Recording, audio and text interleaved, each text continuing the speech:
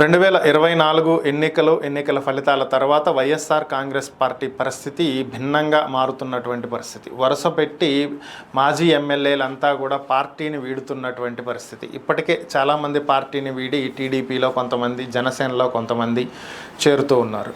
మరి ఇదే నేపథ్యంలో హిందూపురం బాలకృష్ణ ప్రాతినిధ్యం వహిస్తున్నటువంటి హిందూపురం నియోజకవర్గంలో పరిస్థితి ఇందుకు భిన్నంగా అయితే ఏం లేదు.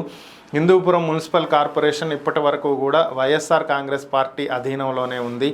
వారికే ఎక్కువ మెజారిటీ ఉంది. 60 మంది సభ్యుల బలం అటు వైసీపీకి ఉంది, 20 మంది సభ్యుల బలం ఇటు టీడీపీకి ఉంది. అయితే ఇటీవల ఎన్నికల తరువాత ఒక 8 మంది టీడీపీలోకి వచ్చి చేరటం జరిగింది. ఇక నిన్నటి పరిస్థితి ఏంటి అంటే ఏకంగా మున్సిపల్ చైర్పర్సనే బాలకృష్ణ సమక్షంలో టీడీపీలో చేరటం జరిగింది. ఇంకా వరుసపెట్టి అటు వైసీపీ నుంచి మరొక 8 మంది నిన్న వచ్చి టీడీపీలో చేరటం జరిగింది. ఇంకొక 2-3 వచ్చి చేరితే టీడీపీకి బలం పెరిగేటువంటి అవకాశం ఉంటుంది.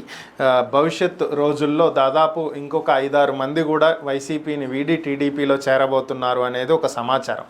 సో ఓవరాల్గా వైఎస్ఆర్ కాంగ్రెస్ పార్టీ నుంచి స్థానిక సంస్థల నేతలు కూడా పార్టీని వీడి కూటమిలో చేరుతున్నట్లుగా ప్రస్తుతం మనకు అర్థమవుతున్నటువంటి అంశం.